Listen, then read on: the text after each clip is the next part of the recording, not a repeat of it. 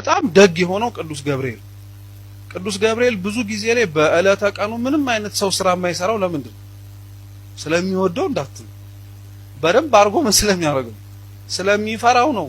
ልብስ ባጥብ ምን ይመጣብኛል ብሎ የሚገርማችሁ እነ ሚካኤል አይከፋቸው በቀናቸው እንዲህ ስናረግ፣ እነ ሩፋኤል እነ ኡራኤል ምንም አይመስላቸው ደስ እንዳላችሁ እናን ይላሉ።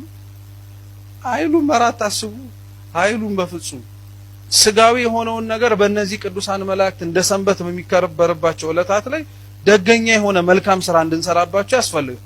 አስቡት ለ30ውን ቀን በሙሉ ስንደክም እንዴት አንድ ቀን ለነፍሳችን መኖር ይከብደን? በቃ ወር በገባ በ19 እንደ ሰንበት አክብሩት የቅዱስ ገብርኤልን በዓል ማለት እኮ ስጋዊ ነገር አታስራበትና ስለ ነፍስ የምትጨነቅበት ቀንቱ።